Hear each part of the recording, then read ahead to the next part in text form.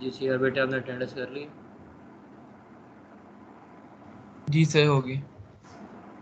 चलिए स्टार्ट करते हैं जहाँ से हमने लेक्चर छोड़ा था। आस्की की हमने बात की थी कि आपका जो भी डाटा इनपुट आता है आपके पास, जिसे हम A B C D keyboard पर टाइप भी करते हैं, तो वो directly A B C D हमारे पास डायरेक्टली सिस्टम के अंदर डायरेक्टली नहीं जाता, बल्कि इसके अगेंस्ट जो है हमारा आस्की जो कोड है, जो कि एक स्टैंडर्डाइज्ड कोड है अमेरिकन सोसाइटी का, वो मूव होता है आपके सिस्टम के अंदर, और आपका सिस्टम जो है उसको जो है वो कन्वर्ट करता है कि आपने कौन सा जो है वो करैक्टर जो है वो पुश किया। सो इसी तरह अगर हम यहाँ पे बात करें कि अगर हमने एक स्ट्रिंग है जो कि जनरेट की है, लेट से यहाँ पे हमने नाम लिखा है ARM असेंबली, तो अगर हम ये करैक्टर स्ट्रिंग हम जनरेट करते हैं, तो जब इसको स्टोर करवाएंगे तो हम किस तरह स्टोर करवाएंगे? अगर आप इसके अंदर नोटिस करेंगे तो आपका ये स्टार्टिंग पॉइंट है आपकी स्ट्रिंग का। आपने यहाँ पे अपने जो कैरेक्टर्स हैं उसको रखना शुरू करेंगे from this A R M के बाद आपको यहाँ पे एक स्पेस नज़र आ रही है, आप उसका आस्की यहाँ पे प्लेस करेंगे। ये आपको यहाँ पे आस्की जो है वो उसके नज़र आना शुरू होगी। उसके बाद असेंबली का ए बड़ा है, उसके बाद SSEMBLY, और आखिर में जो है वो उसका एक नल करेक्टर आता है। ये नल करेक्टर आइडेंटिफाई करता है कि यहाँ पे आपके जो स्ट्रिंग है वो एंड हो चुकी है। सो ये आपकी जो है वो आइडेंटिफिकेशन होती है कि जब आप एक स्ट्रिंग को सेव करवाते हैं अपने सिस्टम के अंदर। तो इसी तरीके से अगर आप कंपैरिजन करना चाहेंगे कि आपका स्ट्रिंग जो है वो किस तरीके से है, तो अगर आप यहाँ पे देखेंगे तो अगर आप कंपैरिजन ये करना चाहेंगे कौन सी स्ट्रिंग जो है आस्की बेस के ऊपर हम चेक करें कि जी स्ट्रिंग जो है वो ज़्यादा बड़ी है या उसकी वैल्यूज़ ज़्यादा बड़ी आ रही है, तो आप देखेंगे जे चूँकि कॉमन है तो इसकी वैल्यू तो यहाँ पे सेम आ रही होगी, लेकिन इन दोनों के अंदर जो है वो अगला करैक्टर जो है ए और आर वो डिफरेंशिएट क्रिएट करेगा। इसी तरह अगर आप इससे आगे जाएंगे तो GON जो है वो इन दोनों से ज़्यादा एडिशन में आ चुका है, तो इसकी वजह से इसकी स्ट्रिंग ज़्यादा बड़ी होती जाएगी।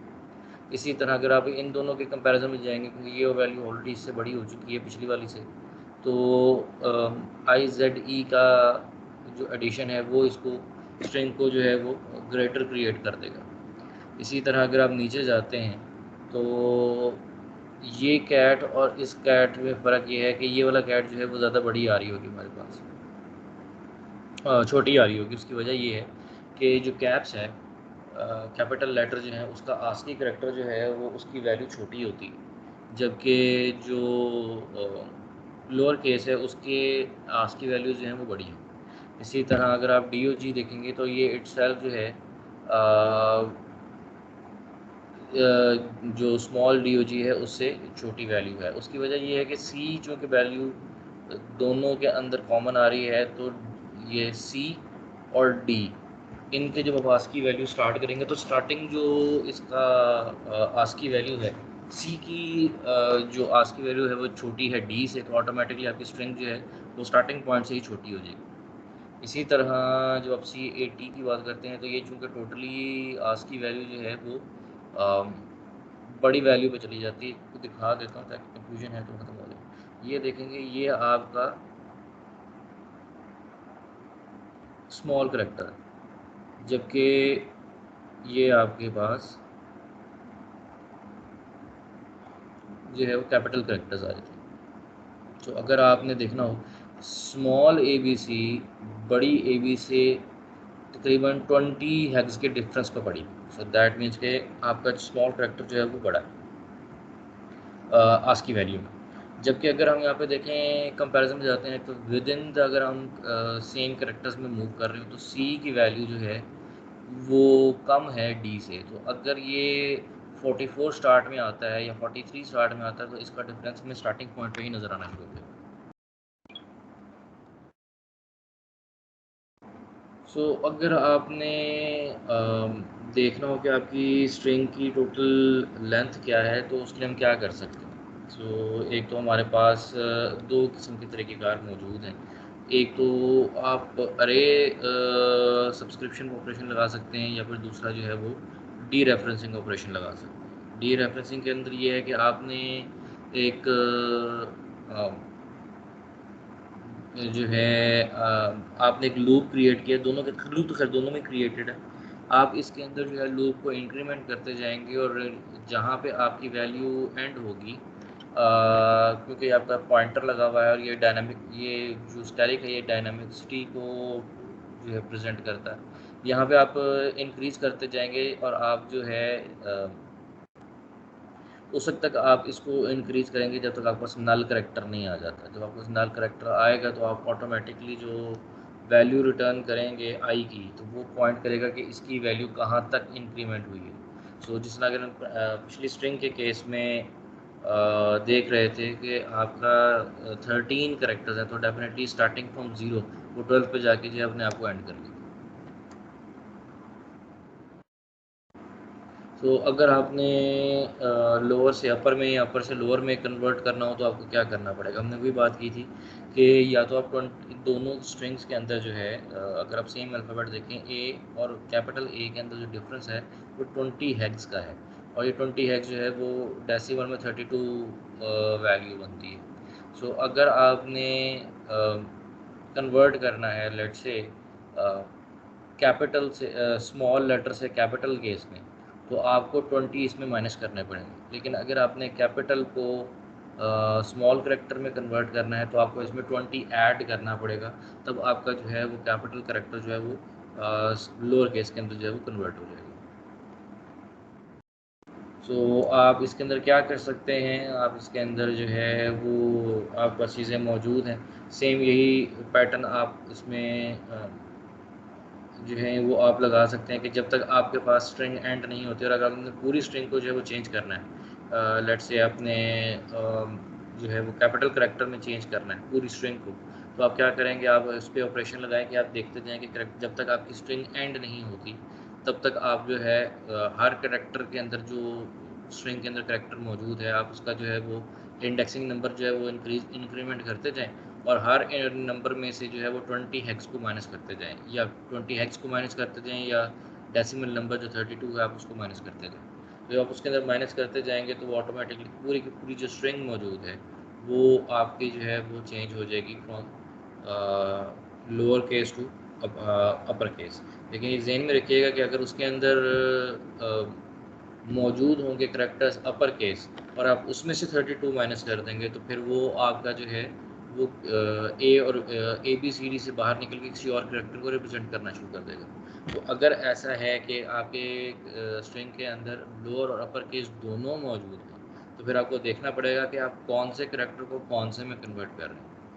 दैट मीन्स कि अगर आपके पास एक ऐसी स्ट्रिंग है जिसमें अपर और दोनों केस मौजूद हैं, और आप उनका केस इन्वर्ट करना चाह रहे हैं, यानी अपर केस लोअर में हो जाए और लोअर केस अपर में हो जाए, तो आपको ये देखना पड़ेगा कि क्या वो जो है वो अपर केस की स्ट्रिंग में फॉल करता है या लोअर केस में।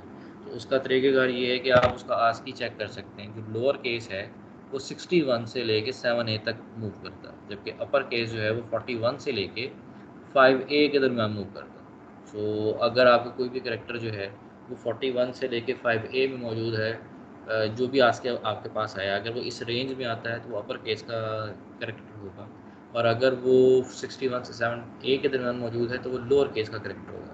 तो आप उसके ऊपर चेक लगा सकते हैं कि अगर वो लोअर केस में फॉल करता है और आप उसको अपर में कन्वर्ट करेंगे, और अगर वो अपर में फॉल करता है तो आप उसको लोअर में कन्वर्ट करेंगे, और चेकिंग द केस के वो किस में फॉल कर। ये जी आपका जो रिमेनिंग लेक्चर था, ये उसकी कुछ स्लाइड्स थी।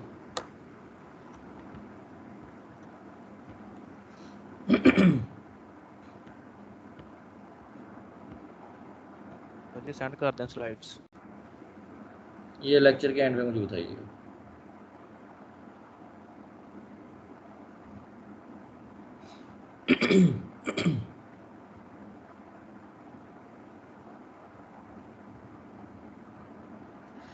अच्छा, यहाँ से हम स्टार्ट करेंगे थोड़ा इसके बेसिक्स के अंदर अब हम जाना शुरू करेंगे। अभी तक जो हमने देखी थी वो इसके जो है वो इंट्रोडक्शन लेवल की चीज़ें।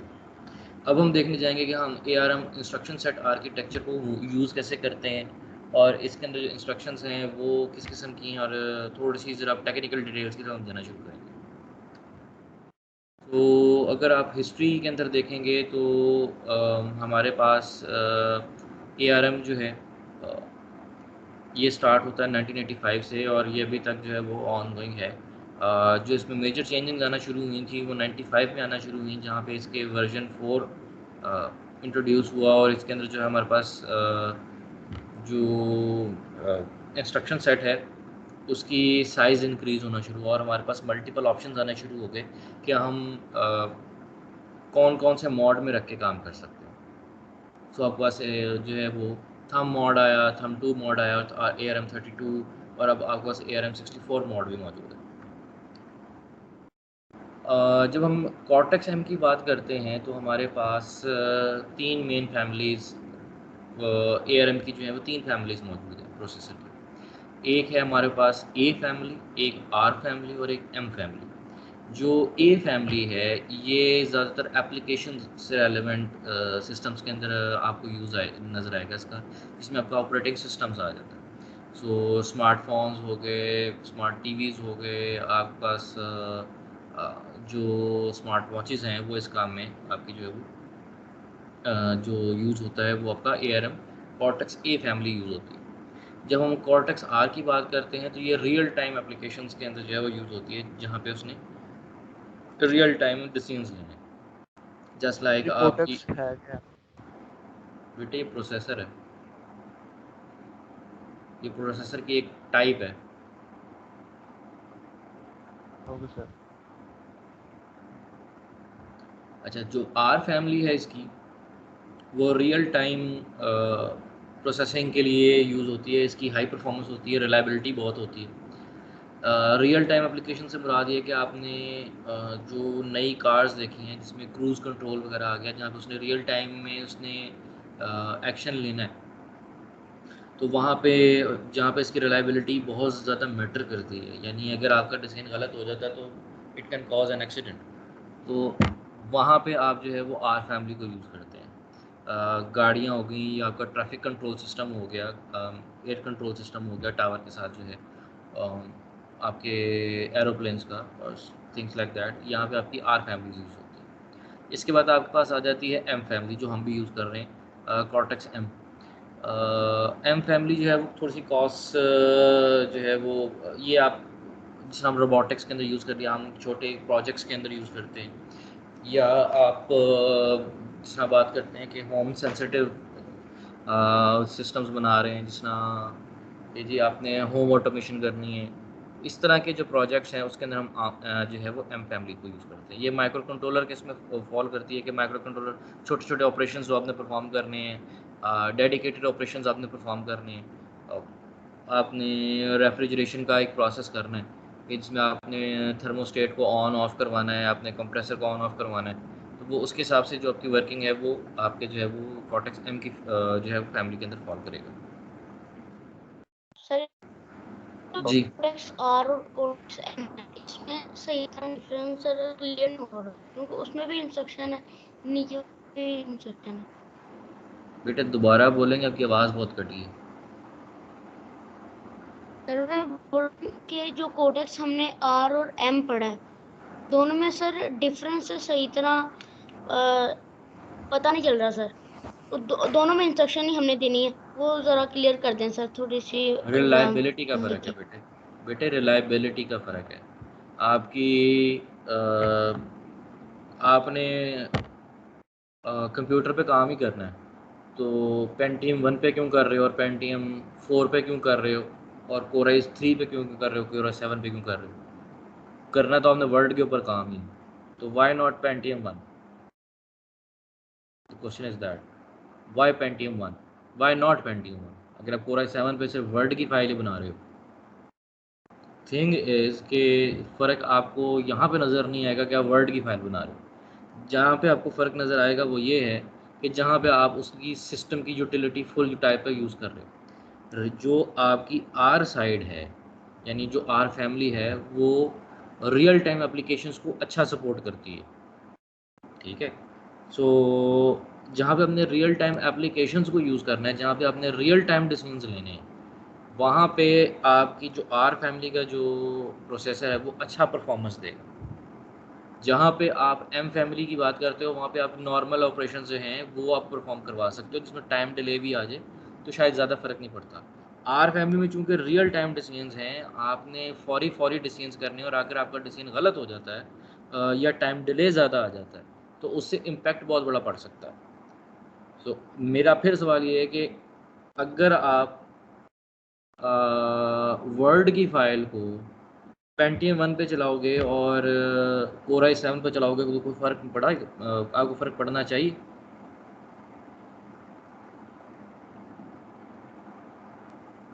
बेटे मैं आपसे पूछ रहा था, क्या वर्ड की फ़ाइल अगर जी जी सर जी। मैं ये कह रहा हूँ, अगर आप पेंटियम 1 के ऊपर वर्ड का एक डॉक्यूमेंट बना रहे हो, पेंटियम 1 चलो ज़्यादा पीछे हो जाएगा, मैं कहता हूँ पेंटियम 4 पे बना रहे हो और कोर i7 पे बना रहे हो, वर्ड की फ़ाइल पे अगर आप काम कर रहे हो, कोई फ़र्क पड़ेगा? नहीं सर, हो तो जाएगा, लेकिन थोड़ा सा टाइम का डिफरेंस होगा। अच्छा, अगर अब मैं यहाँ पे करूँ कि आपने एक सिमुलेशन चलाई हुई है जिसमें आप बहुत हाई ग्राफिक्स पे काम कर रहे हैं, ठीक है, वही हाई ग्राफिक्स की सिमुलेशन जो है वो आप पेंटियम 4 पे चला रहे हैं और वही आप कोर i7 पे चला रहे हैं, क्या फ़र्क पड़ेगा? जी बेटे आपकी आवाज़ कट गई। तो मैं क्या उससे फर्क पड़ेगा? फ़र्क पड़ेगा ना, क्यों पड़ेगा? फ़र्क इसलिए पड़ेगा कि आपके उस सिस्टम की कैपेबिलिटीज़ जो हैं उसको कैटर करने के लिए उस तरह नहीं है।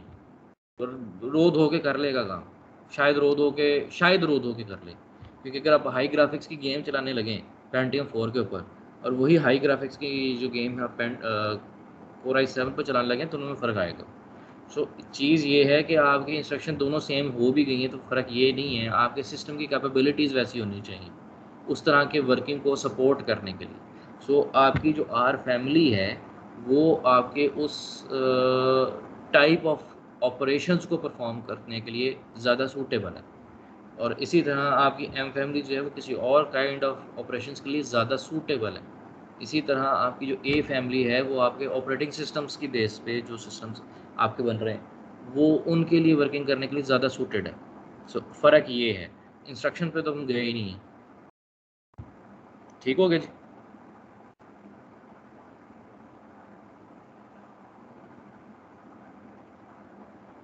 अच्छा, अब हम बात करते हैं इंस्ट्रक्शन सेट की। तो हमारे पास जो 3 किस्म के हमारे पास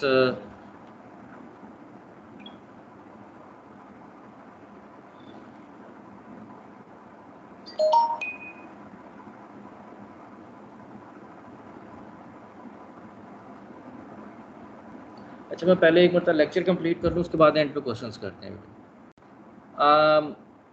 अब हमारे पास दो मेन 3 हमने पीछे नाम देखे, थंब 2 और ARM। तो मैं आपको बता देता हूँ कि जो आपका इंस्ट्रक्शन सेट है वो एक तो है आपका third ARM, advance risk machines, और आपके अंदर इसके पास जो इंस्ट्रक्शन साइज़ है वो 32 बिट है।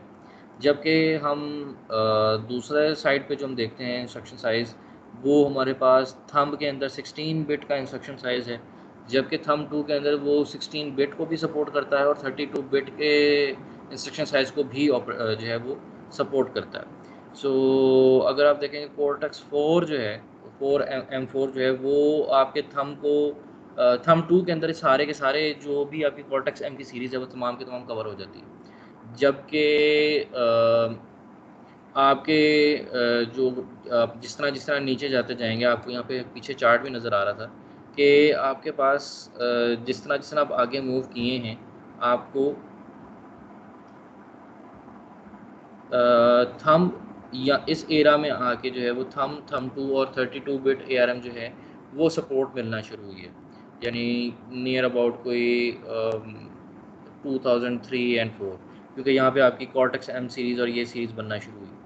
सो आपके पास ये है कि कौन सी सीरीज़ जो है वो किस किस चीज़ को सपोर्ट करती है ऑपरेशंस को, तो अगर हम देखेंगे तो आपके पास कुछ मेन ऑपरेशंस हैं, जिस तरह आपने विंडोज़ में अक्सर औकात सुना होता है कि जो पुराना वर्जन है उसके बाद जब नया वर्जन आता है तो नया वर्जन पुराने ऑपरेशंस को भी सपोर्ट करता है और कुछ नए ऑपरेशंस भी हमारे पास आ जाते हैं। सो इसी तरह कॉर्टेक्स M0 और M1 जो है कुछ बेसिक फंक्शंस को जो है वो सपोर्ट करता था कि ये फंक्शन जो है वो परफॉर्म कर सकता है।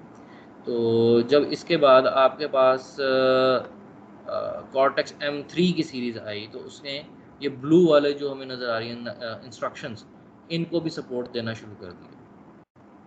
सो इसी तरह जब हम बात करते हैं कॉर्टेक्स M4 की, तो उसने कुछ एक्स्ट्रा फंक्शंस जो हैं वो सपोर्ट देना शुरू किए कि हम ज़्यादा काम कुछ इंस्ट्रक्शन से हम परफॉर्म कर सकते हैं। और इसी के पैरेलल जो है वो इसकी एक और सीरीज़ आई थी M4F, वो हमें कुछ एक्स्ट्रा और फंक्शंस हमें परफॉर्म कर रहे हैं।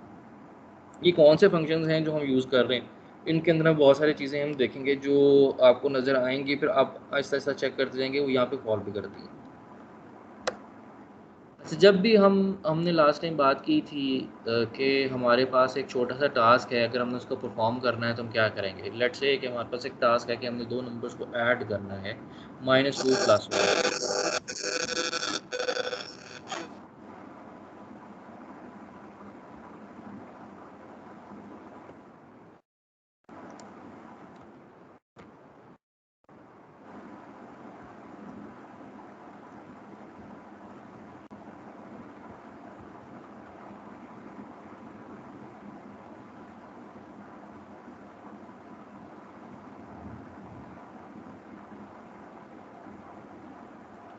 अच्छा, जब आप यहाँ पे देखेंगे कि आपने ये टास्क परफॉर्म करना है, आप लेट्स से दो नंबर्स को ऐड करने जा रहे हैं, तो उसके पास आपके पास दो तरीक़ेकार हैं। या तो आप एक सी के अंदर प्रोग्राम लिख दें, आपने आपने एक वेरिएबल डिक्लेयर किया है एक्स, और उसके अंदर आपने जो है उसको ऐड कर दिया दूसरी वैल्यू को। आपने एक वेरिएबल एक्स के अंदर -2 को आपने जो है स्टोर करवाया और उसके अंदर आपने +1 किया, तो आपके पास ऐड हो गया। सो अगर आप ये हाई लेवल एब्स्ट्रैक्शन में जा रहे हैं तो आपके पास इसकी कन्वर्जन होगी in machine language and then in assembly and then machine learning, और फिर आप जो है वो माइक्रो प्रोसेसर के मेन हार्डवेयर को यूज़ करते हुए आप इस काम को परफॉर्म करेंगे। तो दूसरा काम ये है कि आपने अगर यही काम करना है तो आप क्या करेंगे, अगर मैं इसके इक्वलेंट इसको प्रोग्राम को बनाऊँ जो आपने सी के अंदर देखा है, तो आपने एक वेरिएबल जो है आपने एक वेरिएबल डिक्लेयर किया है एक्स, जिसके आपने वैल्यू असाइन की है -2। ये -2 अब आप क्या करेंगे, अब आपने एक ये वेरिएबल चूँकि एक मेमोरी में मौजूद है, और जब हम असेंबली में काम कर रहे होते हैं तो हम रजिस्टर्स के अंदर मेनली डायरेक्टली जो है वो डील कर रहे होते हैं। तो आपने जो वेरिएबल डिक्लेयर किया है -2, उस वेरिएबल को की वैल्यू को आप लाके एक रजिस्टर R0 में प्लेस करेंगे, और ये अभी आपने जो है वो एड्रेस को प्लेस किया है R0 के अंदर, कि आपका वेरिएबल जो x है वो कौन सी लोकेशन पर मौजूद है। उसके बाद आपने इसका जो एड्रेस यहाँ पे रखा है, अब यहाँ पे आप उस एड्रेस से वैल्यू उठा रहे हो जो कि है -2, और इस वैल्यू को लाके आपने एक और रजिस्टर है R1 उसके अंदर प्लेस कर दिया। जब आपने ये काम कर दिया है तो अब आप क्या करने जा रहे हैं, अब आप R1 के अंदर जो वैल्यू आपने रखी है -2, उसके अंदर 1 को ऐड करेंगे, और इनको ऐड करने के बाद जो रिज़ल्ट आएगा उसको भी आप R1 के अंदर रिप्लेस कर देंगे। उसके बाद आप क्या करने जा रहे हैं कि आपके पास जो भी आंसर जनरेट हुआ है उसको आप वापस स्टोर करवाएंगे उस एड्रेस के ऊपर जहाँ पे आपका वेरिएबल x जो है वो मौजूद है। सो आप यहाँ पे जो वैल्यू है -2 की, उसको आप इसके साथ रिप्लेस कर देंगे। सो ये तरीक़ेकार है जब आप असेंबली में लिखते हैं। अगर आपने यही 2 लाइन्स का कोड जो ऊपर सी में देखा है, वही अगर आप असेंबली में लिखेंगे तो इस तरीके से लिखा जाएगा। ये आपको इसलिए बताया गया है कि जिस तरह हम पहले भी बात कर रहे थे कि हाई लेवल लैंग्वेज जो है चूँकि ह्यूमंस के ज़्यादा नज़दीक है, तो वो उसको जो है ह्यूमंस के लिए अंडरस्टैंडिंग ज़्यादा इजी होता है। लेकिन जितना जितना हम ह्यूमन से दूर हो के मशीन्स की तरफ मूव करना शुरू करते हैं, तो उसमें जो लेवल ऑफ एब्स्ट्रैक्शन है वो कम होना शुरू हो जाती है, और आप ज़्यादा टेक्निकल लैंग्वेज के अंदर जो है वो काम करना शुरू करते हैं। सो ये आपको बताया गया कि असेंबली के अंदर जो है आप किस तरीके से आप लोड मॉडिफाई स्टोर का ऑपरेशन करेंगे। लोड से मुराद ये है कि आपने पहले वैल्यू लोड की, लोड करने के बाद आपने उसको मॉडिफाई किया है। जिस आपने ये वैल्यू थी आपके पास एक्स की वैल्यू ये, अब आपने पहले रजिस्टर्स के अंदर उसको लोड किया, लोड करने के बाद आपने उसको मॉडिफाई किया, मॉडिफाई करने के बाद आप उसकी वैल्यू को वापस स्टोर करवाने जा रहे हैं। So that is basically load modify store kind of operation. तो होगा क्या, जब आपने ये लोड मॉडिफाई स्टोर का ऑपरेशन परफॉर्म करना है तो सबसे पहले क्या होगा, आपने मेमोरी के अंदर जहाँ पे वैल्यू को अपनी स्टोर करवाया है, लेट्स से कि ये वो जगह थी, आपने यहाँ से वैल्यू जो है R0 के अंदर जो है वो लेके आए। सबसे पहले आपने R0 के अंदर जो है वेरिएबल x उसकी वैल्यू को जाके स्टोर करवाना है।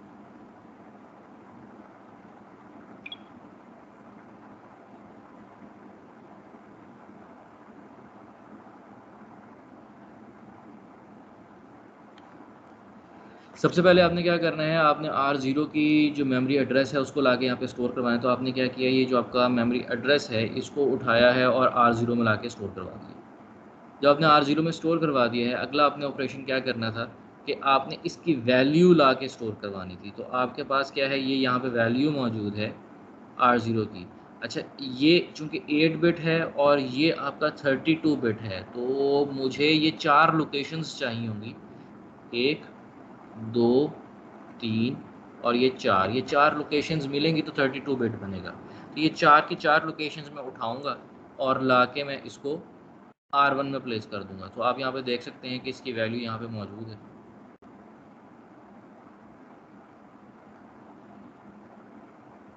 आपके पास जो यहाँ पे वैल्यू थी वो आपकी नज़र आ जाएगा FEFFFFFF। तो FEFF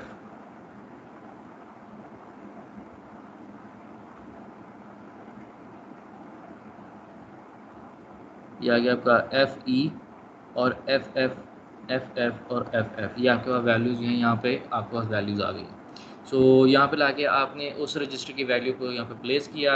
थर्ड ऑपरेशन इज़ कि आपने R1 की वैल्यू लेनी है और 1 की वैल्यू लेनी है और इन दोनों को ऐड करना है, और ऐड करने के बाद रिज़ल्ट जो है उसको वापस रिप्लेस करना है इसके अंदर। सो जब आपने ऐड करने के बाद रिज़ल्ट यहाँ पे सेव किया, उसके बाद अगला चौथा ऑपरेशन आपके पास ये था कि जो भी आपका रिज़ल्ट अपडेट हुआ है, अब इस वैल्यू को लाके आपने वापस इस जगह पे स्टोर करवाना है। सो वापस आपकी यही 4 लोकेशंस हैं वो यूटिलाइज़ होंगी और यहाँ पे आके आपकी वैल्यू जो है वो अपडेट हो जाएगी।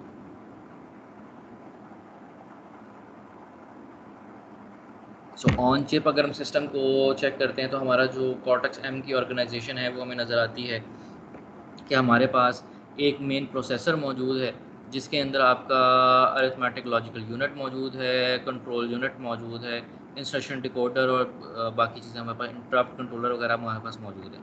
अब ये जो मेन प्रोसेसर है ये हमारी बाकी जो चीज़ें हैं यानी आउटर वर्ल्ड के साथ जो है वो कम्युनिकेट करता है, outer world of your core या प्रोसेसर कोर से बाहर। अब प्रोसेसर कोर के बाहर जो है हमारे पास एक फ्लैश मेमोरी मौजूद है जिसके अंदर हमारा कोड मौजूद होता है।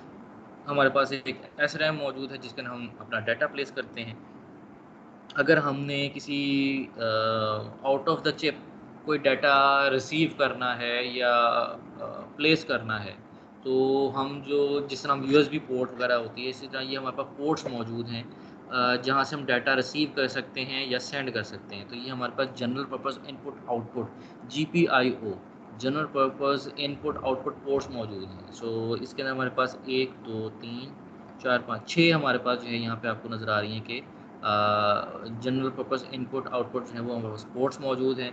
हमारे पास डायरेक्ट मेमोरी एक्सेस कंट्रोलर है जो कि मेमोरी डाटा को प्लेस करने के लिए यूज़ होता है। यानी अगर उसने GPIO से कोई डाटा उठा के मेमोरी में प्लेस करवाना है तो वो हेल्प आउट करेगा इसको GPIO से मेमोरी में रखने के लिए और मेमोरी से GPIO के ऊपर रखने के लिए, प्लेस करवाने के लिए। इसके अलावा हमारे पास बसेस मौजूद हैं APB is your advance peripheral बस और AHB होती है आपकी एडवांस हाई परफॉर्मेंस बस। सो AHB is your advance high performance बस और APB is your advance peripheral बस। ये आपकी जो है वो डाटा जो है वो आपस में एक दूसरे का शेयर करने के लिए यूज़ होती है। ये हाई परफॉर्मेंस बस जो है ये डेफिनेटली आपकी मेन डाटा की ट्रांसफ़र के लिए यूज़ हो रही है, और जो कि इसके बाद हमें नज़र आता है कि हमारे पास मेन बसेस आ जाती हैं, जैसे लाइक सिस्टम बस, डाटा बस, इंस्ट्रक्शन बस। ये वो बसेस हैं जो कि आपके प्रोसेसर कोर से इंफॉर्मेशन लेती है और इसके बाद लेके जाती है। अगर इंस्ट्रक्शन कोई इसने जारी करनी हो प्रोसेसर ने, तो वो इंस्ट्रक्शन बस के ऊपर अपनी इंस्ट्रक्शन को प्लेस करेगा, और अगर इसने कोई डाटा सेंड करना हो तो वो डाटा बस के ऊपर रख के अपना जो है वो डाटा प्लेस करेगा, और सिस्टम बस के ऊपर वो कंट्रोल सिग्नल प्लेस करेगा कि इसने क्या ऑपरेशन परफॉर्म करवाना है। और इंस्ट्रक्शन जो है वो एग्जीक्यूट करवानी है, जो है वो, या इसने कोई और काम करवाना है। कोई और काम से मुराद ये है कि आपने डाटा राइट करना है, रीड करना है, यानी कुछ मेन डेडिकेटेड ऑपरेशंस हैं, वो आप देखते हैं इसके अंदर। इस तरह हमारे पास सिस्टम के अंदर जो हैं कुछ और चीज़ें भी मौजूद हैं, जस्ट लाइक हमारे पास टाइमर्स मौजूद होते हैं। हमने बात की थी कि अगर हम इसकी एक्सपेंशन किट अगर यूज़ कर रहे हो तो हमारे पास LCD भी मौजूद है। हमारे पास जो हैं मुख्तलिफ़ टाइमर्स मौजूद हैं, USB पोर्ट्स मौजूद हैं। उसके अलावा कुछ और डेडिकेटेड पोर्ट्स हैं। अगर हमने किसी एक पोर्ट के ऊपर काम करवाना है या कोई डेडिकेटेड फंक्शन परफॉर्म करवाना है, हम उनको भी यूज़ कर सकते हैं। ये आपको वही चीज़ नज़र आ रही है, ये बस इसके अंदर ये है कि तरीक़ेकार तकरीबन सेम है, लेकिन इसमें कुछ चीज़ें आपको ऐड ऑन नज़र आ जाएंगी जो कि पहले आपको नज़र नहीं आई थी। जस्ट लाइक यहाँ पे M4 के अंदर आपको प्रोसेसर के अंदर DSP का इंट्रोडक्शन हो गया है, FPU की इंट्रोडक्शन हो गया है। इसी तरह आपके पास कुछ पोर्ट्स के अंदर यहाँ पे चेंजिंग नज़र आना शुरू हो जाएंगी, जो आपके पास एडवांस पेरिफेरल बसेस के साथ जो आपके कुछ डेडिकेटेड ऑपरेशंस हैं, वो आप जो है वो डायरेक्टली यहाँ पे परफॉर्म कर सकते हैं, जो पहले आप इनडायरेक्ट वे में जो है वो परफॉर्म कर रहे थे। सो अब हम जब बात करते हैं तो हमें पता लगता है कि जब हम इंस्ट्रक्शंस को परफॉर्म करते हैं तो वहाँ पे कुछ मेन टाइप ऑफ इंस्ट्रक्शंस मौजूद हैं। जो सबसे बेसिक इंस्ट्रक्शंस हैं उसके अंदर एक तो है हमारे पास अरिथमेटिक एंड लॉजिकल ऑपरेशंस।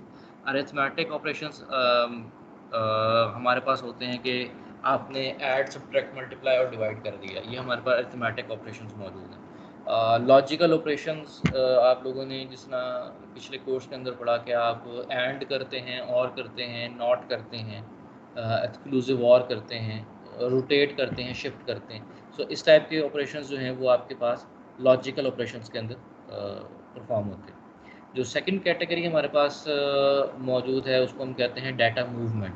आप डाटा को लेके आ रहे हैं, डाटा को लेके जा रहे हैं फ्रॉम मेमोरी टू रजिस्टर्स, या रजिस्टर्स टू मेमोरी, मेमोरी से पैराफ्रल्स, पैराफ्रल से मेमोरी, तो ये आपकी डाटा मूवमेंट हो रही है। तीसरा ऑपरेशन है आपके पास compare and branch. Compare and branch से मुराद ये है कि आपने कोई कंपैरेटिव ऑपरेशन परफॉर्म करना है, आप कोई ऐसा डिसीजन करने जा रहे हो जिसके अंदर आपने दो चीज़ों के ऊपर को कंपेयर करने के बाद रिजल्ट निकाल रहे हो। लेट सपोज कि आप कहते हो कि अगर A की वैल्यू जो है वो 5 से कम है तो आप ऑपरेशन 1 परफॉर्म करें, लेकिन अगर जो है वो A की वैल्यू जो है वो 3 से अबव है तो आप जो है ऑपरेशन B परफॉर्म करें।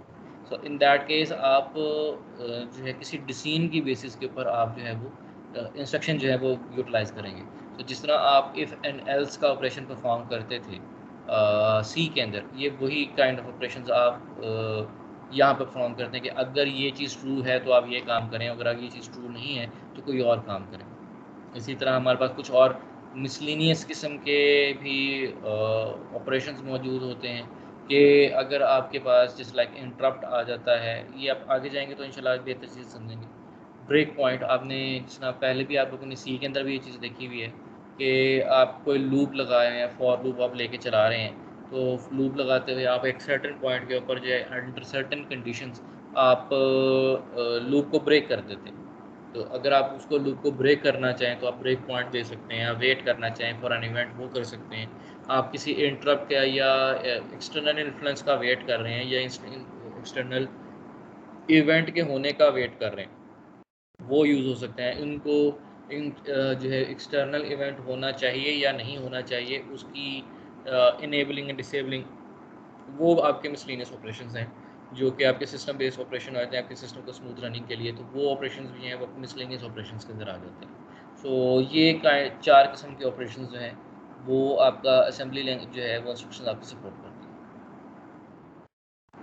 जब हम बात करते हैं अपने इंस्ट्रक्शन की, तो इंस्ट्रक्शन के कुछ मेन पार्ट्स होते हैं।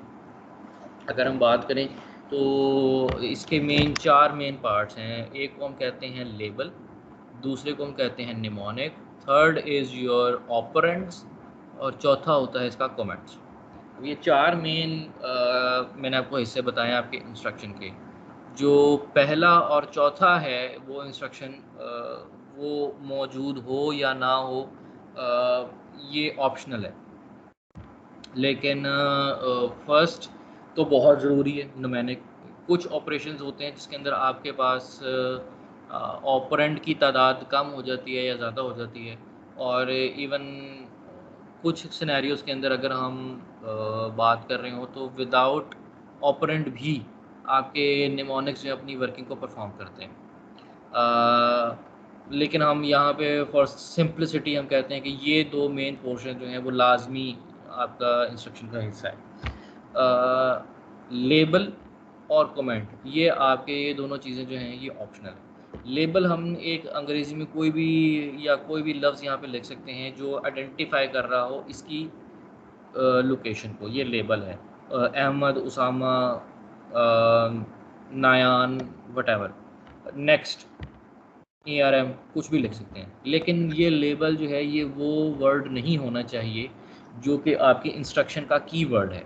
यानी आपके इंस्ट्रक्शन के लिए कुछ कीवर्ड्स डेजिग्नेटेड हैं, जैसे ऐड के लिए ADD आपने लगाया हुआ है, तो अगर ऐड आपका निमोनिक है और आप वही आप लेबल में भी यूज़ कर देते हो तो वो एक कॉन्ट्राडिक्शन क्रिएट हो जाएगी, वहाँ पे आपका एरर आना शुरू हो जाएगा। ये आप जो है ये काम नहीं कर सकते। सो लेबल कोई भी वर्ड हो सकता है other than your instruction keyword. Mnemonic जो है ये इंस्ट्रक्शन का कीवर्ड है, यानी ये आपको आइडेंटिफाई करेगा कि आप कौन सा ऑपरेशन परफॉर्म करने जा रहे हो। इसके बाद ऑपरेंड्स के अंदर बात आ जाती है, तो ये वो ऑपरेंड्स हैं जिनके ऊपर ऑपरेशन जो है वो परफॉर्म होगा और रिज़ल्ट जनरेट होगा और रिज़ल्ट जो है वो स्टोर भी होगा।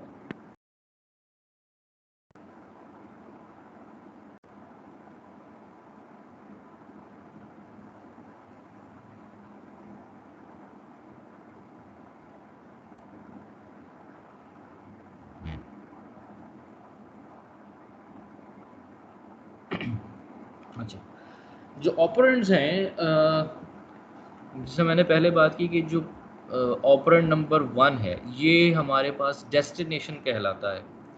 डेस्टिनेशन से मुराद ये है कि जो भी ऑपरेशन परफॉर्म आप करवाने जा रहे हैं, एडिशन करवा रहे हो, सब्ट्रैक्शन करवा रहे हो, मल्टीप्लिकेशन करवा रहे हैं, डिवाइड करवा रहे हैं, या कोई लॉजिकल ऑपरेशन परफॉर्म कर रहे हैं, उसका रिज़ल्ट इसमें आके स्टोर होगा।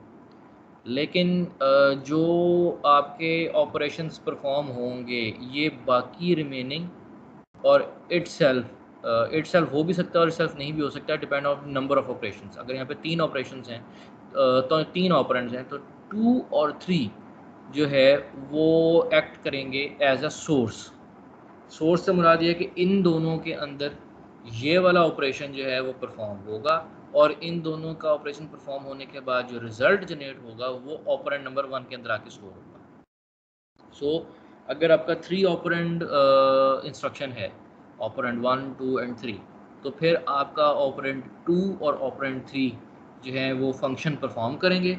यानी अगर हम एडिशन की बात कर रहे हैं तो एडिशन होगी जो कि वैल्यू ऑपरेंड 2 में पड़ी है और ऑपरेंड 3 में पड़ी है, उन दोनों की एडिशन होगी और रिज़ल्ट आके स्टोर होगा ऑपरेंड नंबर 1 में। लेकिन अगर आपका ऑपरेंड जो है वो 1 और 2 सिर्फ अवेलेबल है, तो आपका जो ऑपरेशन परफॉर्म होगा वो ऑपरेंड 1 में और ऑपरेंड 2 में परफॉर्म होगा, यानी इन दोनों के नंबर की एडिशन होगी और एडिशन करने के बाद जो रिजल्ट जनरेट होगा वो अगेन ऑपरेंड नंबर 1 में ही स्टोर होगा, क्योंकि ये डेस्टिनेशन है और ये सोर्स है। ये परफॉर्म करने के बाद रिजल्ट इसी में ही स्टोर करवाएगा।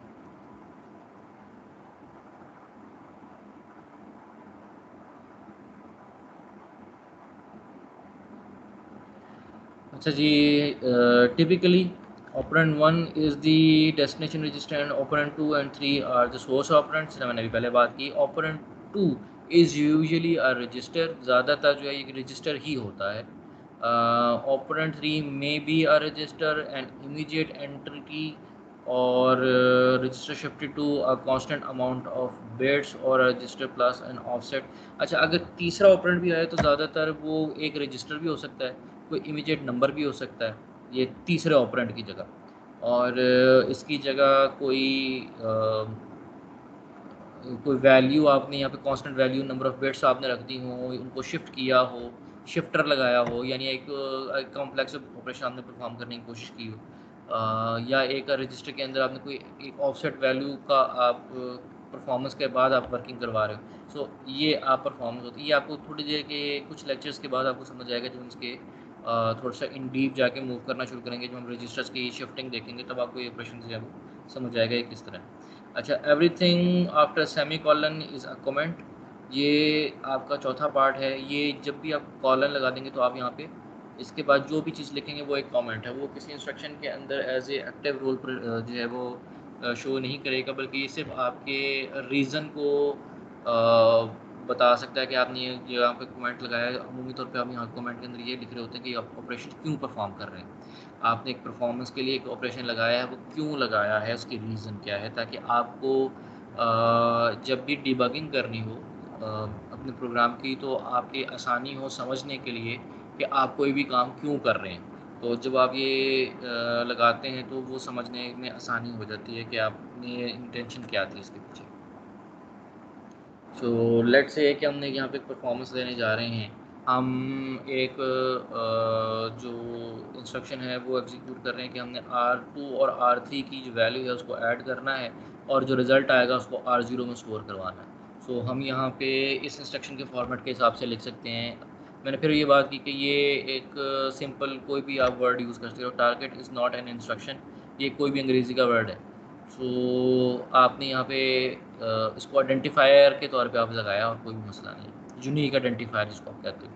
सो आपने ऑपरेशन परफॉर्म किया ऐड का, आपने एडिशन परफॉर्म की 2 और 3 पे, और जो रिज़ल्ट जनरेट हुआ उसको आपने स्टोर करवा दिया R0 के अंदर। सो ये है आपका डेस्टिनेशन ऑपरेंड और ये है आपके सोर्स ऑपरेंड। और ये आपने कमेंट में बता दिया कि जी मैंने आप परफॉर्मेंस यहाँ पे क्या की, मैं क्या काम यहाँ पे करवाना चाह रहा हूँ। तो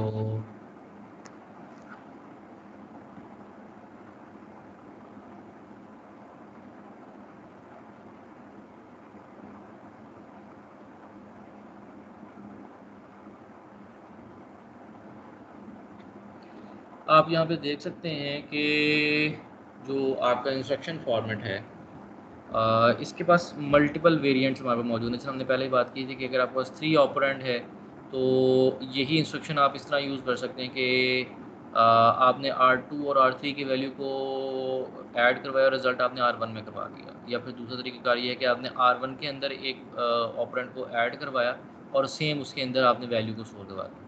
तो अगर आप 3 वैल्यूज़ को यूज़ करने जा रहे हैं तो आप 3 ऑपरेंड वाला इंस्ट्रक्शन को यूज़ कर सकते हैं।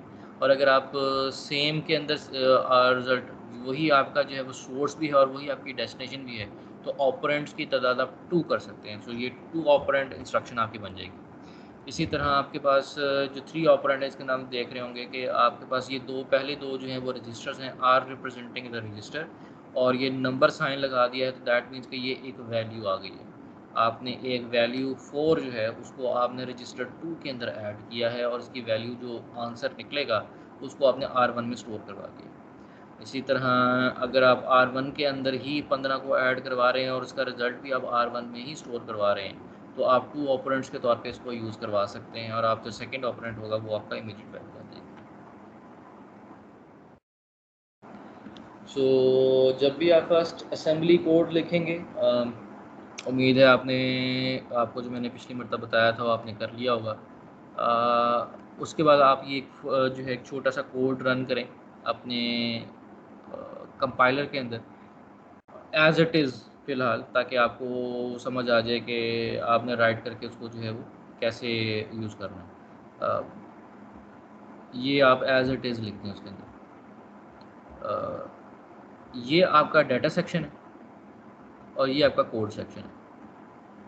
फॉर मोर सिंप्लिसिटी आप बेशक आई विल रेफ़र कि आप जो है डाटा सेक्शन को कोड सेक्शन के ऊपर लिखें और कोड सेक्शन को जो है वो नीचे लिखें, तो ज़्यादा आसानी हो जाती है, क्योंकि हमारा एक नॉर्मल पैटर्न जो जिस तरह चलता है हमें अपने समझने के लिए भी आसानी रहती है। सो आपका एरिया आप डिफ़ाइन करते हैं, ये थोड़ा सा हम इसको डिटेल में देखते हैं किस तरीके से।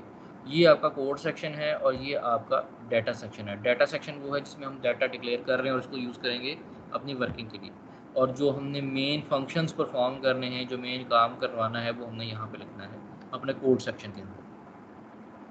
तो ये आपको नज़र आ रहा है कि आपके इंस्ट्रक्शंस के आगे जो है वो आपके पास कमेंट्स लिखे हुए हैं कि आपका ये कौन सी इंस्ट्रक्शन जो है वो क्या काम कर रही है। इसी तरह ये आपके पास लेबल्स नज़र आ रहे हैं, लूप, स्टॉप, स्टार कॉपी, ये आपके पास जो हैं ये लेबल्स हैं। इवन ये आप देखेंगे ये भी लेबल है, ये भी लेबल है। अच्छा, उसके बाद आपके पास ये आ गई हैं असेंबली की इंस्ट्रक्शंस, जो आपने इंस्ट्रक्शंस परफॉर्म करने जा रहे हैं। ये हैं जी आपके डायरेक्टिव्स। डायरेक्टिव्स क्या होते हैं? डायरेक्टिव्स ये होते हैं कि ये आपके इंस्ट्रक्शन का पार्ट नहीं होते, यानी ये इंस्ट्रक्शंस नहीं होती, लेकिन ये सिर्फ आपको डायरेक्ट कर रहे होते हैं कि आप क्या काम करने जा रहे हैं। यानी ये जिस तरह हम ये बात करें कि ये हमारा एरिया डिफ़ाइन कर रहे हैं कि ये कौन से एरिया के अंदर आप काम करने जाएंगे। ये सिर्फ डायरेक्शंस दे रहे हैं, ये काम नहीं कर रहे। और ये आपके कोड के अंदर जो है वो इसका आपको इफेक्ट डायरेक्टली नज़र भी नहीं आएगा। यानी ये जो आपने 4 लाइनें लिखी हुई ऊपर, इसके अगेंस्ट आपको जब इसकी डी असेंबली होगी तो वहाँ पे इसके अगेंस्ट आपको कोई कोड नज़र नहीं आएगा, और ये कोई एड्रेस एसोसिएटेड नज़र नहीं आएगा कि ये कौन सी जगह पर ये मौजूद है। जबकि जब आप इंस्ट्रक्शंस देखेंगे तो आपको इस जगह ये जो इंस्ट्रक्शंस लिखी हुई हैं ये आपको किसी लोकेशन पर पड़ी हुई नज़र आएंगी कि इसने किसी मेमोरी की लोकेशन जो है वो ऑक्यूपाई की हुई है। इसी तरह ये भी आपके पास डायरेक्टिव्स मौजूद हैं, ये भी आपकी लोकेशन जो है कोई ऑक्यूपाई नहीं करेंगे, सिर्फ डायरेक्शंस देने के लिए। इसके अलावा ये हमारे पास डाटा आ गया है कि हमने एक डायनामिक डाटा वहाँ पे रखा हुआ है जो रियल टाइम जो है विद द वर्किंग वो चेंज भी हो रहा होगा, और ये फिर अगेन आपके पास जो है वो कमेंट्स मौजूद है। अच्छा, ये जो ऊपर आपने असेंबली के डायरेक्टिव्स देखे हैं, हमने पहले ही बात की कि ये इंस्ट्रक्शंस नहीं हैं, ये सिर्फ आपकी गाइडलाइन है। जिस तरह आप कोई पेपर के अंदर जब आप काम करते हैं तो पेपर लिखते हुए आप लेफ़्ट साइड पे और राइट साइड पे लकीरें 2 लगा लेते हैं। यानी आपका वाइट पेपर होता है आपके लेफ़्ट साइड पे, और राइट साइड पे आप एक लकीर लगाते हैं जो कि आपको आसानी देती है कि इसके अंदर मैंने लिख के अपनी राइटिंग करनी है। मैं इन दोनों साइडों से, हाशियों से बाहर नहीं जाऊँगा ताकि मेरा पेपर की खूबसूरती ख़राब ना हो। तो इसी तरह आप ये समझ लें कि ये डायरेक्टिव्स जो हैं ये भी आपको हेल्प आउट करते हैं कि आपने वर्किंग कैसे परफॉर्म करनी है आपने विद इन द प्रोग्राम, और आप अपने बाउंडेड एरिया से बाहर ताकि मूव ना कर सकें और उसकी वजह से कोई कन्फ्यूजन्स ना क्रिएट हो।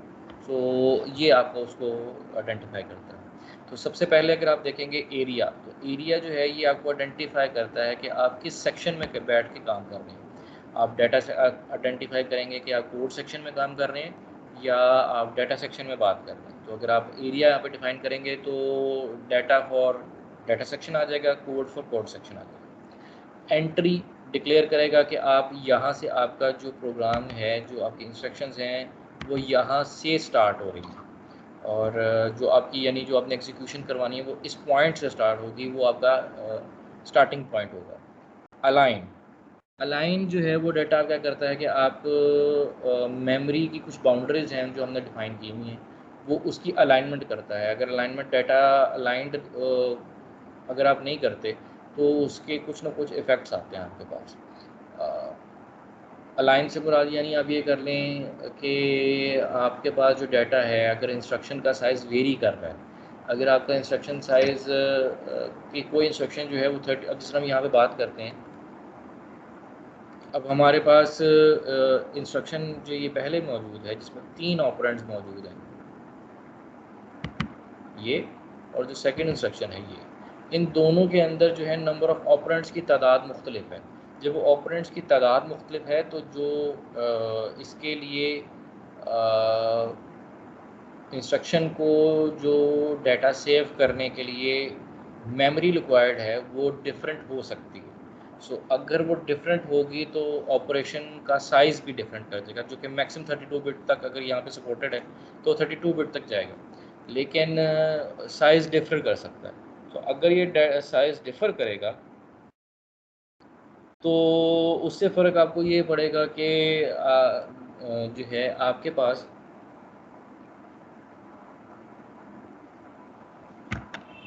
लेट्स से कि मेरे पास ये मेमोरी मौजूद है, 8 बिट्स की हमारे पास मेमोरी मौजूद है। सो अगर मेरी इंस्ट्रक्शन छोटी है, सो लेट्स से वो 2 में आ गई, मेरे पास जो एक इंस्ट्रक्शन को रखने की पूरा साइज़ मौजूद है वो 32 बिट तक मैक्सिमम जा सकता है। अगर वो 32 बिट की इंस्ट्रक्शन पूरी यूटिलाइज़ नहीं कर रहा तो मेरे पास जो हैं ये 2 बाइट जो हैं वो बच रहे हैं। सो अलाइन करने से फ़ायदा क्या होगा? लाइन रखने से फ़ायदा ये होगा कि वो 4 की 4 बाइट को ही एसोसिएट करेगा एक इंस्ट्रक्शन के साथ। अगर 4 की 4 बाइट वो एक इंस्ट्रक्शन के साथ एसोसिएट करता है तो इसके अंदर वो कुछ भी इसको ज़ाया कर देगा, इन 2 बाइट्स को। तो जब वो इसको ज़ाया कर देगा तो मुझे ये पता है कि ये 4 बाइट जो हैं वो एक इंस्ट्रक्शन के लिए हैं और अगली इंस्ट्रक्शन जो है वो इसके अगली 4 बाइट्स में मौजूद है। सो अगली इंस्ट्रक्शन इन 4 बाइट्स में मौजूद है। लेकिन अगर मैं इसको अलाइन नहीं करता तो मुझे क्या फ़र्क पड़ सकता है? वो फ़र्क मुझे ये पड़ सकता है कि मेरी पहली इंस्ट्रक्शन जो है वो 2 में आई है, अगली इंस्ट्रक्शन 4 में आई है। तो मेरी अगली इंस्ट्रक्शन यहाँ से स्टार्ट होके यहाँ पे ख़त्म हो रही होगी, ये यहाँ पे। सो उससे होगा क्या? उससे ये होगा कि मुझे हर मर्तबा कैलकुलेट करना पड़ेगा कि मेरी अगली मर्तबा मुझे कितने का इंक्रीमेंट करना चाहिए, तब मैं अगली इंस्ट्रक्शन के स्टार्टिंग पॉइंट पर पहुंच सकता हूं, क्योंकि मल्टीपल लोकेशन जो हैं वो यूज़ हो रही हैं एक इंस्ट्रक्शन के लिए। तो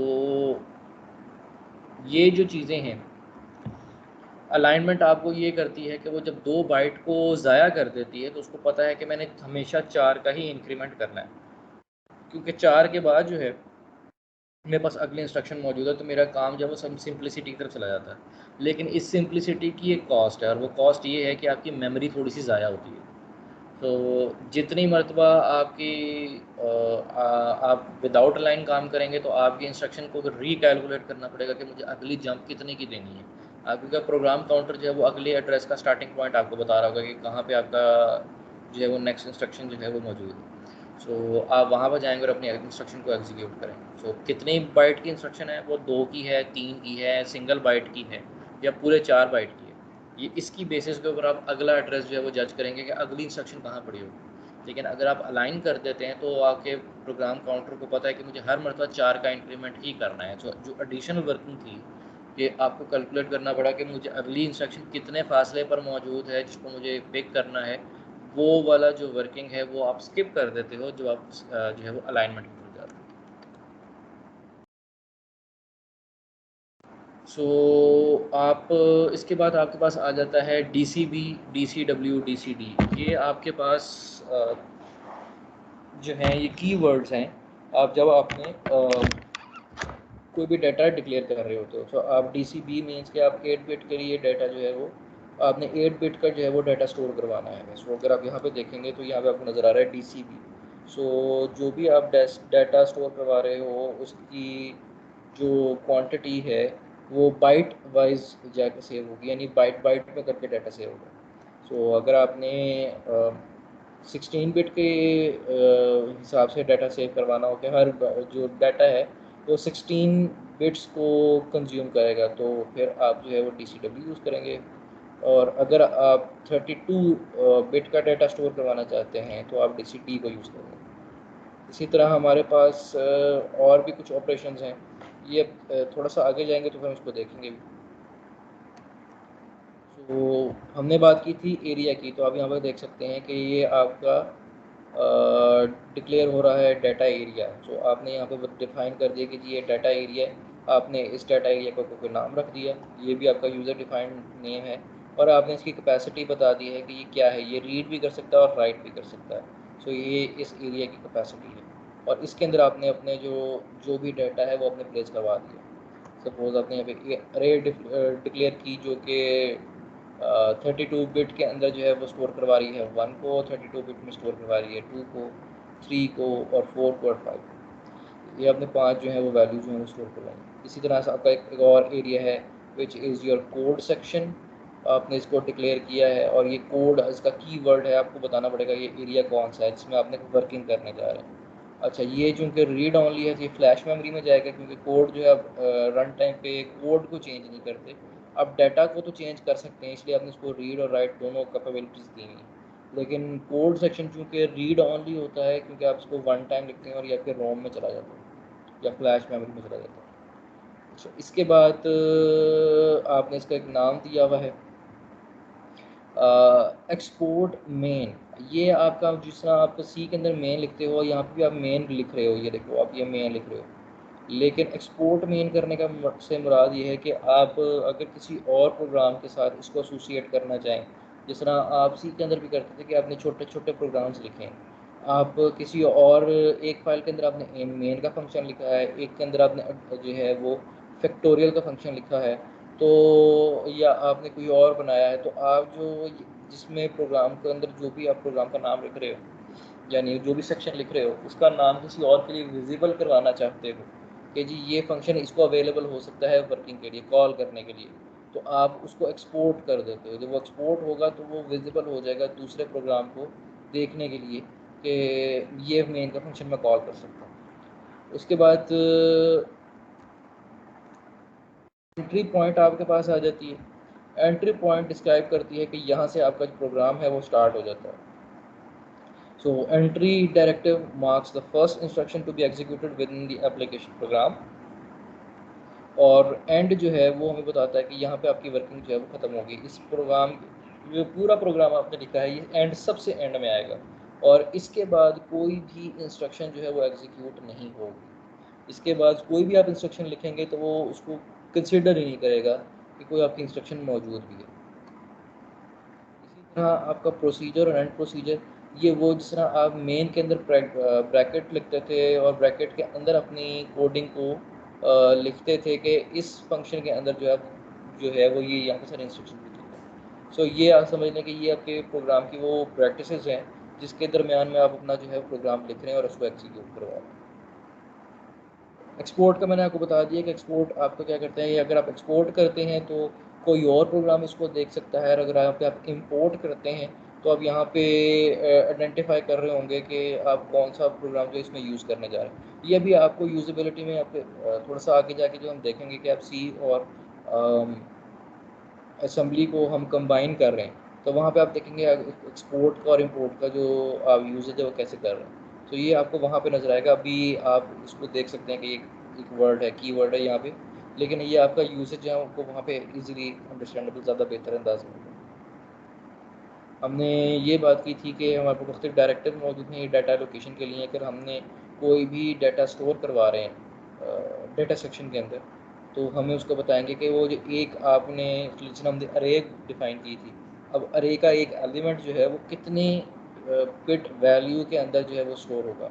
अगर हम 8 बिट का डाटा स्टोर करवाना चाहते हैं तो हम DCW यूज़ करेंगे, DCW यूज़ करेंगे 16 बिट के लिए, DCD यूज़ करेंगे 32 बिट के लिए, DCQ यूज़ करेंगे 64 बिट के लिए, और इसी तरह ये हमारे पास DCFS आ जाता है जो कि हमारे पास फ्लोटिंग पॉइंट्स में आ जाते हैं। ये दोनों हमारे पास उसी में आ जाते हैं। और स्पेस जो है ये हम रिज़र्व कर देते हैं कि ज़ीरो से डिफ़ाइन करके जो है ना हम, यानी आप जिस तरह करें कि अगर हमने ज़ीरो इनिशियलाइज़ करके कोई डाटा स्टोरेज करनी है तो हम स्पेस का बटन करेंगे, और अगर हमने कोई वैल्यू जो है वो एक ख़ास वैल्यू से इनिशियलाइज़ करवानी है, कोई आपने वेरिएबल डिक्लेयर किया है, कोई ख़ास वैल्यू से करवाना है, इनिशियलाइज़ करवाना है कि उसके अंदर सपोज़ कि पूरी आपकी कोई अरे ही है, तो आपने पूरी अरे को आपने एक वैल्यू से असाइन करना, 1 से असाइन करवाना, तो आप फिल की वैल्यू को यूज़ कर सकते हैं। सो जिस तरह आप इसको आप देख सकते हैं, हमने यहाँ पे बात की हेलो, ये आपने एक डाटा सेक्शन के अंदर एक जो है एक वेरिएबल डिक्लेयर किया है जो कि एक सिंगल बाइट पर मुश्तमिल है, यानी हर लेटर जो है वो 8 बिट में रिप्रेजेंट हो रहा है। एच आपका जो है वो भी आपका 8 बिट में है, ई वो भी आपका 8 बिट में है, एल ये भी 8 बिट में है, और जो 0 एंड पे रिप्रेजेंट हो रहा है ये आपका नल करेक्टर है, जो डिफाइन कर रहा है कि यहाँ पे आपकी जो क्या कहते हैं अरे जो है वो एंड हो जाती है। इसी तरह आपने एक और यहाँ पे एक और डिक्लेयर की है आपने अरे, जिसमें हमने 2 वैल्यू जो है वो स्टोर करवाई है, 10 करवाई है, 0 करवाई है, 200 करवाई है। ये आपकी करेक्टर अरे थी, ये आपकी वैल्यू अरे है। सो आप लेकिन देख सकते हैं कि ये दोनों आप किस तरीके से स्टोर करवाते हैं। ये आप उसमें भी यूज़ करते रहे हैं, और क्या कहते हैं सी के अंदर, वो भी आपको मालूम होगा। अच्छा, ये चूँकि आपकी इंटीजर अरे है तो इसकी वैल्यू जो है आपको नज़र आ रही है कि -128 से 255 तक जा सकती है, यानी ये जो है नेगेटिव नंबर भी आप ये स्टोर करवा सकते हैं और पॉजिटिव नंबर भी यहाँ पे स्टोर करवा सकते हैं। इसी तरह जब हम DCD की बात करते हैं तो यहाँ पे आप 16 बिट के अंदर जो है वो वैल्यू स्टोर करवा रहे हैं। सो इसके अंदर आपके पास वैल्यूज़ मुख्तलिफ आपको ये नजर आएंगी। इसमें आप DCW के अंदर जाते हैं तो इसकी रेंज जो है वो बढ़ना शुरू हो जाती है। इसके बाद आप फ्लोटिंग के अंदर देखेंगे तो आपको फ्लोटिंग नंबर के अंदर आपको नज़र आएगा कि सिंगल प्रेसिजन तक आपको नंबर यहाँ पे स्टोर हो सकता है। जब आप इसको रन करके आप इसको चेक भी करें कि आपकी वैल्यू जो है वो क्या आती है। इस तरह डबल प्रेसिजन में आप 3.14 को सेव करवा सकते हैं। स्पेस के अंदर जो है वो आप एलोकेट करेंगे 255 बाइट्स जो आपने एलोकेट किए हैं, जिसके तमाम के अंदर जो वैल्यूज़ हैं वो 0 स्टोर हो रही है। जब फिल की बात कर रहे हैं तो यहाँ पे आप आइडेंटिफाई कर रहे हैं कि जिस तरह यहाँ पे वैल्यू दी हुई है आपने 20 0FF1, तो ये आपको क्या डिफाइन कर रहा है कि आपने 20 बाइट्स जो है वो आपने जो है वो डिक्लेयर की हैं, और हर बाइट को जो है वो आपने 0FF की वैल्यू जो है वो असाइन की। ये आप एक मरतबा इसको रन करेंगे तो आपको ज़्यादा चीज़ें इसकी जो है वो बेसिक्स में क्लियर होना शुरू होंगी। अच्छा, अब आपने अगर कोई वैल्यू बाइनरी में डिक्लेयर करनी है तो आप ये देखें 2 अंडरस्कोर आपने किया है तो आपकी जो है वो बाइनरी वैल्यू जो है वो स्टोर होगी। 8 अंडरस्कोर करके अगर आप लिख रहे हैं तो आपकी ऑक्टल वैल्यू जो है वो सेव हो रही है। अच्छा, अगर आपने हेक्साडेसिमल में वैल्यू स्टोर करवानी है तो आप देख सकते हैं कि उसके शुरू में लिखा हुआ है 0x। सो ये आपकी हेक्साडेसिमल वैल्यू आ जाती है। अगर करेक्टर वैल्यू है तो आपके पास जो है वो उसके ऊपर कोटेशन जो है वो लग जाते हैं, सिंगल कोट्स लग जाते हैं। तो जैसे ही उसकी कोट लगेंगे तो इसके अंदर अब ये जो है ये एक आस्की बन जाएगा। अगर आप खाली ए लिखेंगे तो ये शायद ये हेक्साडेसिमल हो जाए 0x के साथ, क्योंकि ए आपका हेक्साडेसिमल में भी आता है और अल्फ़ाबेटिकल्स में भी आता है। तो अगर आप इस पर कोटेशन मार्क्स लगा देते हैं तो ये अब आपका जो है वो एक करेक्टर बन जाएगा।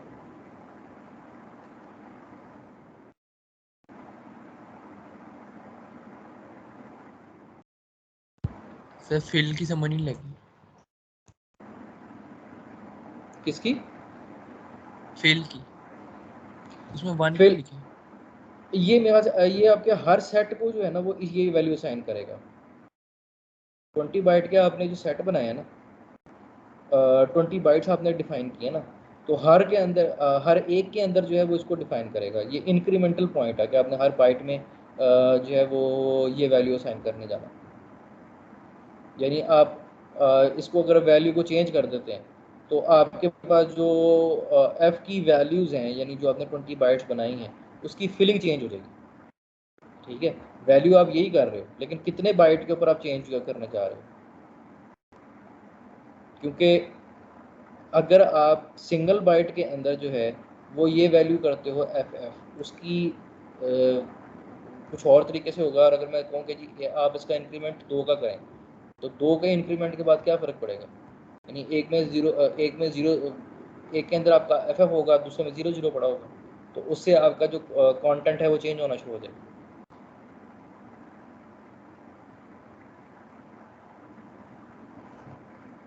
ठीक है जी, ओके सर। मेरा ख्याल है आज यहाँ तक ही रखा जाए क्योंकि थोड़ा सा ज़रा हेक्टिक हो जाएगा। अब इसके आगे हम क्वेश्चन आंसर सेशन करते हैं, बाकी हम रिमेनिंग यहीं से स्टार्ट करेंगे। जी कोई क्वेश्चंस हैं तो मुझे बता दें, हैंड रेज कीजिएगा।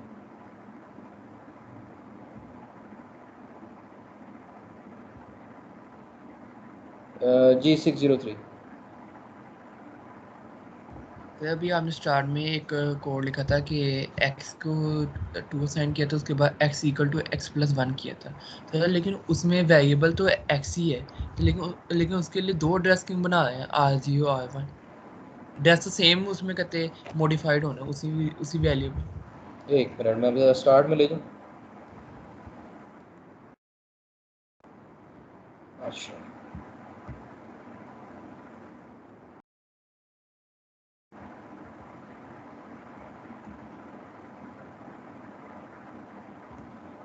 इसकी बात कर रहे हैं आप?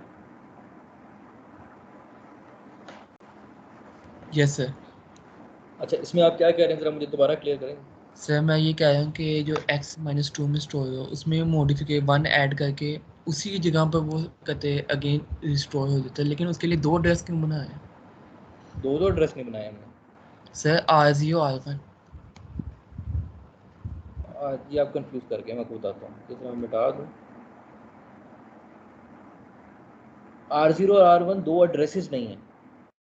देखो मैंने आपको बात की है कि जब हम असेंबली में काम करते हैं तो हम रजिस्टर्स के अंदर काम करते हैं। ये जितना भी डाटा है, ये जो आपने डाटा सेक्शन के अंदर डाटा बना यूज़ आपने लिखा है, मैं इसको जब भी प्रोसेसिंग करनी होगी तो मुझे इसको रजिस्टर्स के अंदर लाना पड़ेगा। ये एक वेरिएबल है, ठीक है। वेरिएबल को मुझे किसी रजिस्टर के अंदर ला के प्लेस करना पड़ेगा और उसके बाद मैं उसको यूज़ कर सकता हूँ।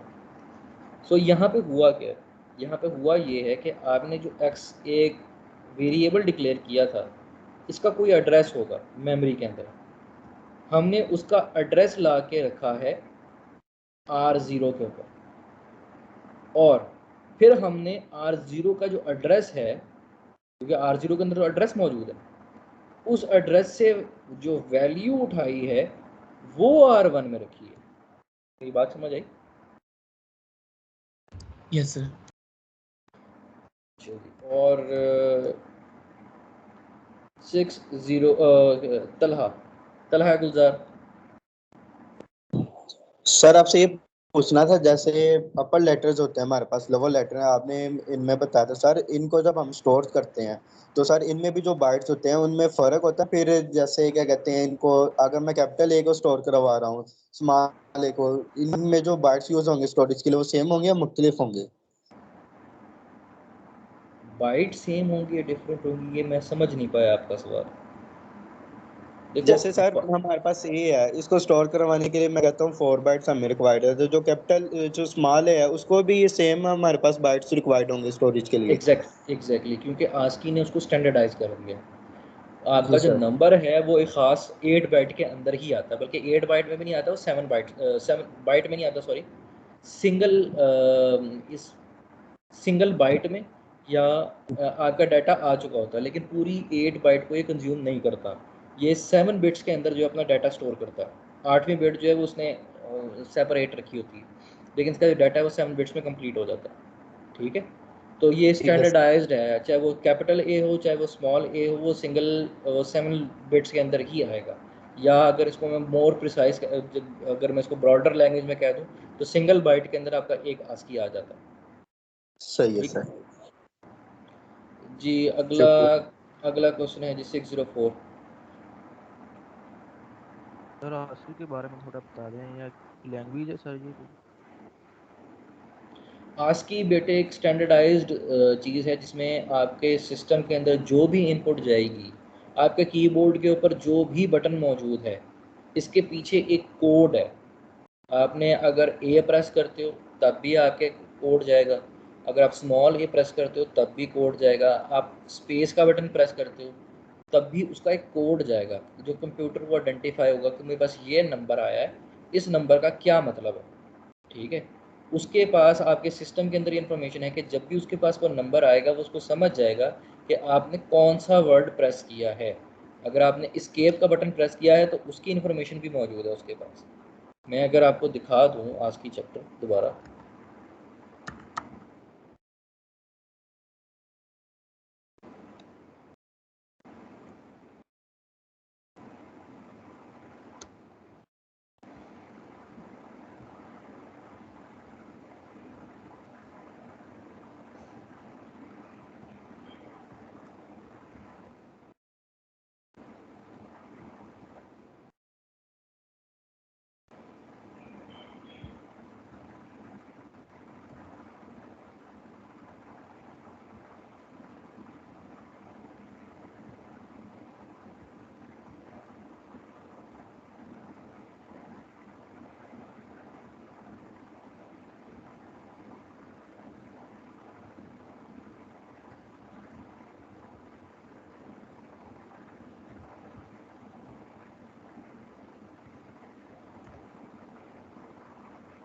सो अगर आप इसका ये वैसे ये मेरा ख्याल है ये पूरा चैप्टर इसके अंदर मौजूद नहीं है, लेकिन अगर आप यहाँ पे देखोगे आपके पास जो जो करेक्टर जो है ना वो आपको यहाँ पे नज़र आ रहे हैं। आपका यहाँ पे इवन डॉलर साइन है तो उसके अगेंस्ट कौन सा नंबर जाएगा। आपने जो है वो स्क्वेयर जो है प्रैक्टिसेस को अगर आपने करना है तो उसके लिए कौन सा आस्की जाएगा। आपने इवन स्क्वेयर ब्रैकेट्स यूज़ कर रहे हैं उसके लिए क्या जाएगा। कर्ल ब्रैकेट्स यूज़ कर रहे हैं तो उसके अगेंस्ट क्या जाएगा। डिलीट का बटन दबाया तो उसके लिए क्या जाएगा। ठीक है, आपके पास एस्केप का बटन भी आएगा तो इवन उसके लिए भी होगा। ऐट द रेट के लिए भी मौजूद है, आपको करेक्टर मौजूद है।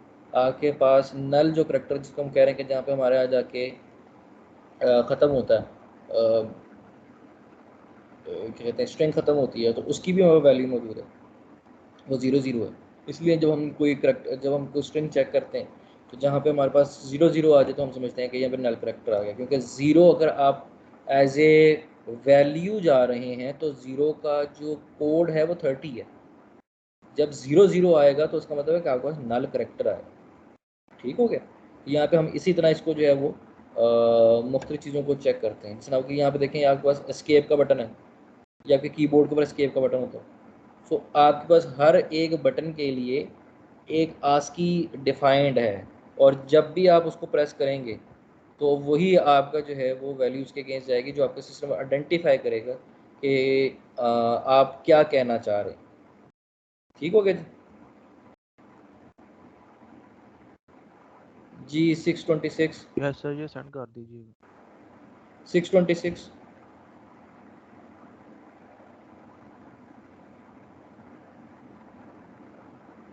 626 बेटे का क्वेश्चन है।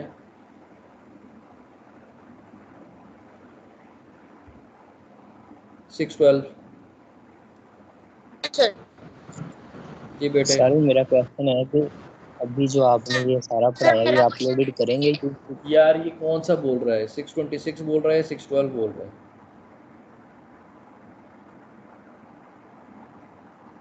612 626 आप बोले।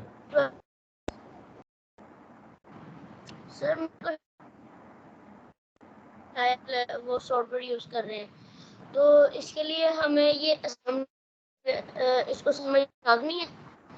हम प्रोग्रामिंग तो अगर हम करते हैं तो ये असेंबली के हम क्यों ले रहे हैं sir concepts.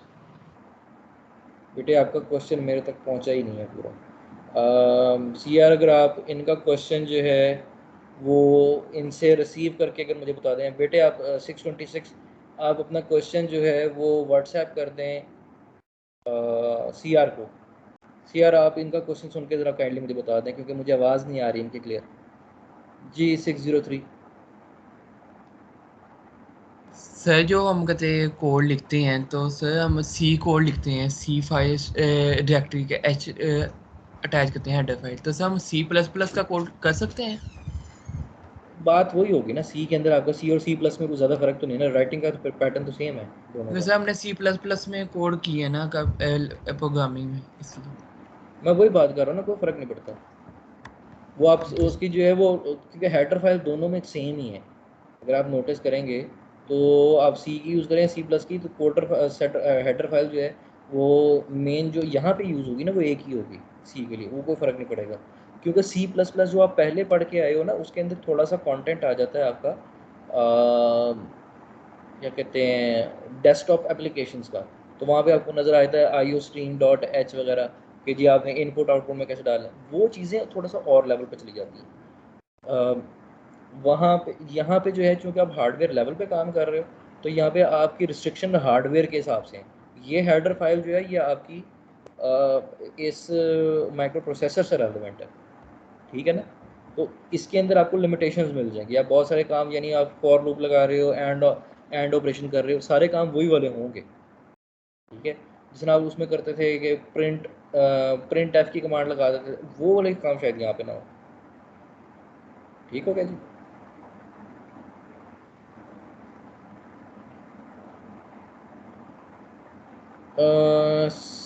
Six zero three बेटे ये ज़रा 626 का जो क्वेश्चन है ये अगर आप मुझे प्रेजेंट कर दें, क्या कहना क्या चाह रहे हैं। सर वो क्या है कि हम जो प्रोग्रामिंग में कहते कोड कर लेते हैं प्रोसेसर के लिए, लेकिन तब हम असेंबली को क्यों इतना डीप स्टडी कर लेते हैं? उसका मेन मकसद ये है कि आपको, हमने जिसमें पहले ही बात की कि सी प्लस जो है वो आपकी हाई एंड लैंग्वेज है, लेकिन एक चीज़ ज़हन में रखें कि जितना हाई एंड लेवल पे आप जाएंगे आपको उतने ही बीच में एक्स्ट्रा चीज़ें ऐड करनी पड़ेंगी अपने हार्डवेयर को एक्सेस करने के लिए। जिसमें अगर हम बात करें कि अगर हम सी पे भी काम करते हैं तो अल्टीमेटली असेंबली के अंदर आपको आना पड़ेगा, और असेंबली के बाद जो है वो कन्वर्जन होगी मशीन लैंग्वेज में। मशीन लैंग्वेज इतनी आसान नहीं है कि आप डायरेक्टली उसको कोड कर सकें, लेकिन उससे ऊपर आपके पास आ जाती है असेंबली लैंग्वेज, जो कि निस्बतन आसान है मशीन लैंग्वेज से। नो डाउट सी से थोड़ी सी मुश्किल है, लेकिन चूंकि आप हार्डवेयर के ज़्यादा करीब हो जाते हैं असेंबली लैंग्वेज के अंदर, और आप हार्डवेयर के अंदर जो मेमोरी कंटेंट है उसको डायरेक्टली एक्सेस करते हैं, तो एक जो हमारे पास फ़ायदा आ जाता है वो ये है कि हम हार्डवेयर को ज़्यादा अच्छा एक्सेस कर सकते हैं। जब हम इसके अंदर बात करते हैं, हमारे पास रिसोर्सेज बहुत लिमिटेड होते हैं हार्डवेयर के अंदर। जब हम माइक्रो प्रोसेसर के अंदर बात कर रहे हैं, अगर आप कंप्यूटर की बात करें तो आपके पास जो हार्ड डिस्क है वो टेराबाइट्स के अंदर मौजूद है, आपका रैम जो है वो गीगाबाइट्स के अंदर मौजूद है, आपके पास जो रैम है वो गीगाबाइट्स में आगे। लेकिन जब आप एक प्रोसेसर की बात कर रहे हैं या प्रोसेसर किट की बात कर रहे हैं, वहाँ पे क्या चीज़ हो रही है? वहाँ पे ये हो रही है कि आपके पास जो टोटल मेमोरी है वो शायद कुछ एमबीज़ में हो, जिसके अंदर आप कोड कर रहे हो, ठीक है, या कुछ केबीज़ के अंदर हो। आपके पास जब आप रजिस्टर्स को देख रहे हो तो रजिस्टर जो है वो कुछ बिट का या कुछ बाइट्स के ऊपर मुश्तमिल है। सो आपके पास चीज़ें बहुत रिस्ट्रिक्टेड आपको नज़र आ रही हैं। जब आप उसको डायरेक्टली एक्सेस करते हो तो आप उसको ऑप्टिमल वे में यूज़ करना चाहते हो, इसलिए आप असेंबली की तरफ जाते हो। सी की तरफ से जब भी आप आओगे तो आप कुछ ना कुछ रिसोर्सेज जो हैं वो ज़ाया कर रहे हो। अगर आप, मैं इसको आसानी से इस तरह बात करूं कि कोई भी लैंग्वेज जो है वो 100% दूसरे में इतनी आसानी से जो है वो चेंज नहीं हो पाती। अगर एक आप चाइनीज़ से बात करना चाहते हो और आपको उर्दू आती है, तो आप लेट से के बीच में आप ट्रांसलेटर बिठाते हो, क्या एक उर्दू वाला जो है वो अंग्रेज़ी में कन्वर्ट करे और अंग्रेज़ी वाला जो है वो उसको चाइनीज़ में कन्वर्ट करके दे। तो ये जो पूरा चैनल आप मूव करोगे तो उसके बाद ज़रूरी नहीं है कि आपकी पूरी बात जो है जो आप एग्जैक्टली करना चाह रहे थे वो उतने ही अल्फाज को यूज़ करते हुए दूसरी में कन्वर्ट हो जाए। ठीक हो गया? तो आपके पास जो है वो कुछ ना कुछ एडिशंस बीच में आना शुरू हो जाती हैं, कुछ सब्ट्रैक्शंस बीच में आना शुरू हो जाती हैं। सो इसके लिए हम क्या करते हैं, हम मज़ीद बेहतर तरीक़ेकार ये होगा कि बजाय उर्दू से इंग्लिश में जाएं और इंग्लिश से चाइनीज़ में जाएं। तो अगर हम बीच का बैरियर निकाल दें और हम इसकी कन्वर्जन थोड़ी बेहतर कर लें कि हम उर्दू से डायरेक्टली चाइनीज़ में कन्वर्ट कर लें, तो वो ज़्यादा बेहतर है समझने के अंदर। जो बीच में आपने अंग्रेज़ी बीच में डाली है उसके जो हेडर्स बीच में इन्वॉल्व होंगे, जो अल्फाज उसके इन्वॉल्व होंगे उसको ट्रांसलेट करने के लिए, समझाने के लिए, तो वो चीज़ें आपके ऊपर एक्स्ट्रा बर्डन डालेंगी। जबकि हार्डवेयर लेवल पे हमारे पास, जब हम बहुत डेडिकेटेड हार्डवेयर के अंदर जा रहे होते हैं तो हमारे पास इतनी फ्री फैसिलिटीज़ नहीं होती कि हम जितना मर्ज़ी कोड बीच में डालते जाएँ, जितनी मर्ज़ी मेमोरी को ज़ाया करते जाएँ। हमें टू द पॉइंट चीज़ें चाहिए होती हैं। जी, एनी अदर क्वेश्चन? सर जी हमने पहले असेंबली नहीं ना पढ़ी, इसलिए समझ नहीं आती सर। बेटे असेंबली आप आज पढ़ने जा रहे हो ना, इसीलिए तो पढ़ने जा रहे हो। आपको पहले 2 कोर्सेज इसलिए पढ़ाए गए थे क्योंकि उन दोनों की बेसिस के ऊपर आप असेंबली को समझेंगे। पहले दिन से तो कोई भी चीज़ें सीख के नहीं आता। असेंबली आपने जो है वो इस प्रोग्राम में आने से पहले शायद आपने सी प्लस प्लस भी ना पढ़ा हो, डिजिटल सिस्टम भी ना पढ़ा हो, इलेक्ट्रिकल इंजीनियरिंग भी ना पढ़ी हो। तो आपके ये सारे के सारे कोर्सेज मिलते जाएंगे जो कि आपको लास्ट ईयर के अंदर आपको हेल्प आउट करेंगे आपके जो मैच्योर कोर्सेज हैं उनको समझने के लिए। जी तला। Yes sir. सर हम कुछ ऐसा नहीं कर सकते कि जो सी और जो असेंबली है उनको हम इकट्ठा करके डायरेक्ट मशीनरी लैंग्वेज में कन्वर्ट कर, जिससे सर टाइम भी बचेगा और जो है हमारे पास जो क्या कहते हैं डिस्क के ऊपर जो हमारे पास स्पेस है वो भी काफ़ी ज़्यादा बच जाएगी। ये टाइम कंज्यूमिंग भी नहीं ऐसे काम होगा। दोनों का मिक्सचर आप कर सकते हैं recording according to your task. ये फैसिलिटी है, ये आप आगे जाएंगे तो आप आगे जाके देखेंगे। अभी तो हमने प्रॉपर शुरू भी नहीं किया, अभी तो मैंने आपको एक इंस्ट्रक्शन बताई है कि आप इंस्ट्रक्शन ऐड की इंस्ट्रक्शन किस तरह लिखते हो, ठीक है ना। अभी तो आप उसको यूज़ करने जाओगे तो आपको समझ आना शुरू होगी।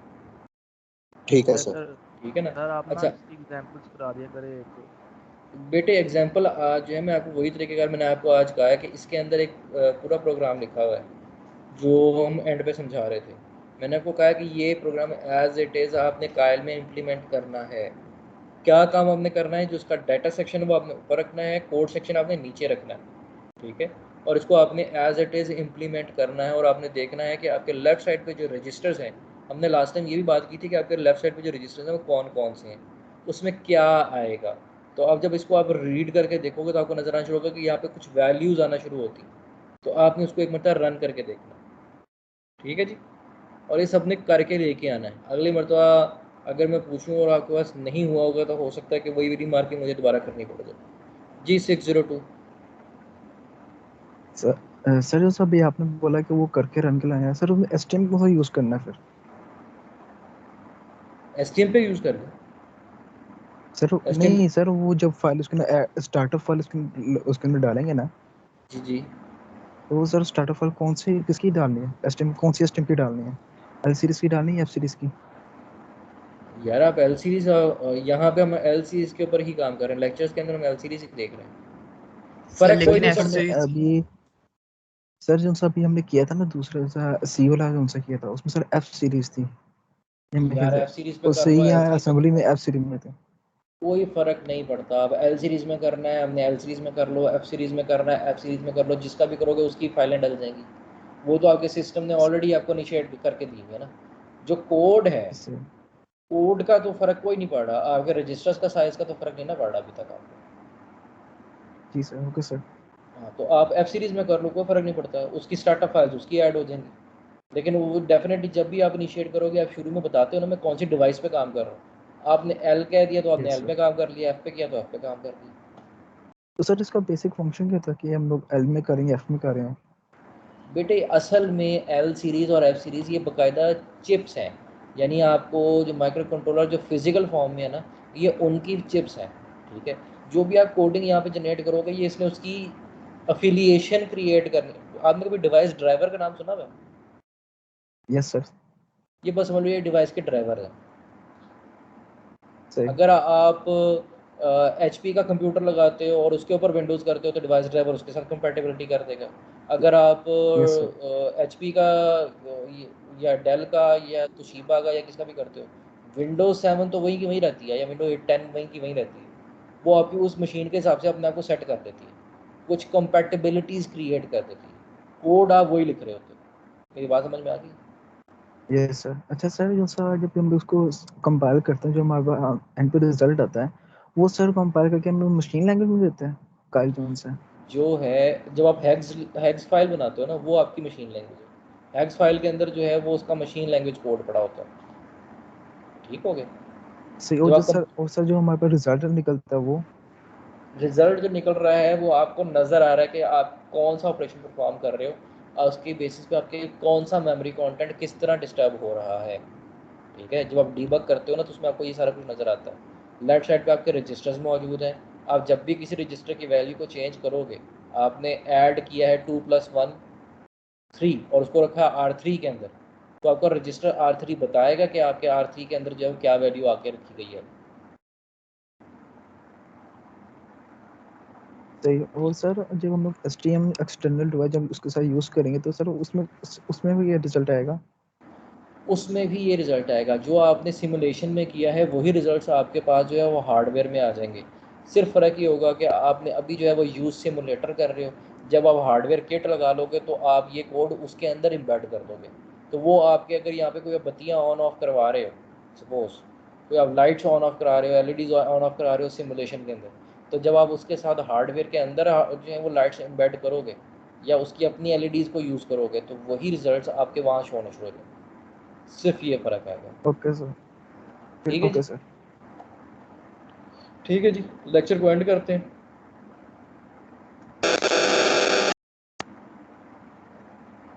ठीक है बेटा, ये अल्लाह हाफिज़। सीआर जो मैंने अटेंडेंस जिस टाइम पे कराई है आपने वही मेंटेन रखनी है और वो अपने मेरे साथ शेयर करनी है। मेरे पास अपने जी पास भी ये मौजूद है सारी की सारी, मैं इसको कंपेयर करके इसको वेरीफाई कर सकता हूँ। Okay sir. ठीक है, बाद में कोई आया है, बाद में कोई गया है, जिस टाइम पे मैंने अटेंडेंस आपको कह दिया वो कर दें, वो आपने कर दें। विदाउट माय परमिशन आपने किसी को उसमें से ऐड सब्ट्रैक्ट नहीं करना। Okay sir. ठीक है, ओके बेटे, अल्लाह हाफिज़।